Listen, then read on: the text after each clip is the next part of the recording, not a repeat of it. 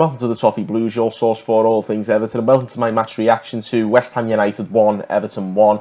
Everton come from behind to take a point from a game that was, let's be honest, very, very low in quality.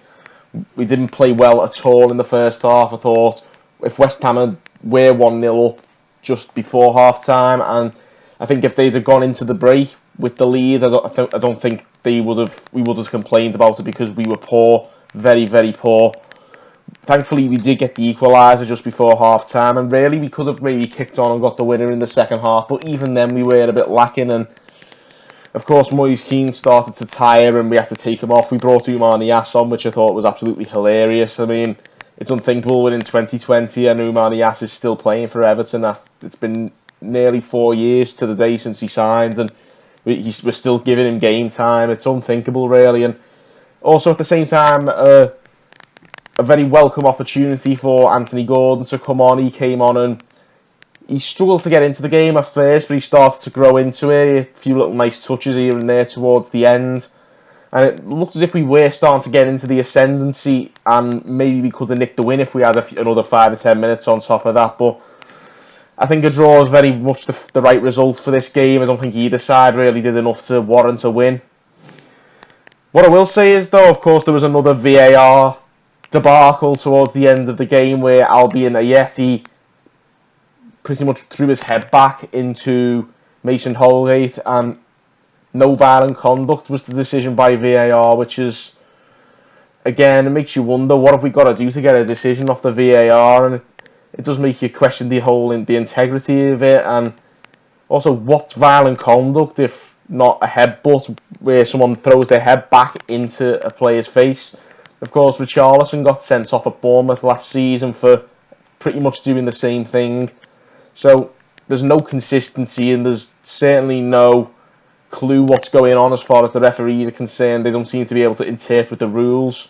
It's infuriating, really. I mean, not that it would have made much of a difference. It was very late on, and I'd have been surprised if we would have got a winner anyway. But again, it just points as it's one of many things really to add to that ever-growing list of VAR debacles throughout this season. So yeah, there's certainly got to be a bit more of an improvement from Everton, but also needs to be a bit more of an improvement from the referees as well.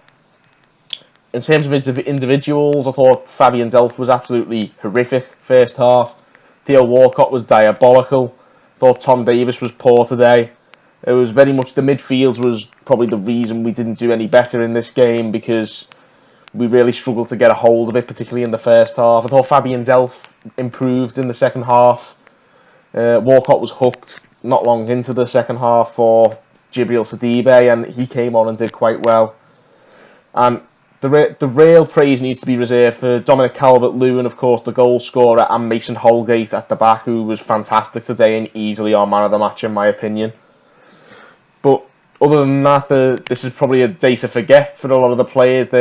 Thankfully, we didn't lose, but that's about the main positive that I can take away from this, because we do need to really improve. And I do think we will improve as the players' fitness levels sort of start to get a bit better, because I don't think, like I say, I've said this on many occasions, that Marco Silva didn't have this team fit enough, and they're still not fit enough. And maybe, obviously, we've got Newcastle on Tuesday, and then after that we've got a mini winter break of sorts, and I think we really need that to recharge our batteries, and hopefully from there on in we can sort of get players back to full fitness, get a few players back from injury, and maybe not have to rely on bringing Oumar Niasse off the bench later on in the season. He may well go before the deadline, and I mean, that would probably be a good move for us, but for me that's the important thing now, is really getting this Newcastle game out the way on Tuesday, hopefully get a win at home, which it's easier said than done. But after that, we've got that break, we need to rest, we need to recover, and hopefully get back, basically regroup really for the rest of the season, because once we get a fully fit team again, I think we will be a different beast, and hopefully Ancelotti will be able to implement his own style a little bit more if he has a few more options available to him. Let's not forget there's also 2 more weeks of the transfer window, so we might be able to get a few new faces in as well. But there you have it, guys. West Ham United 1, Everton 1. Let us know what you thought about the game in the comments below.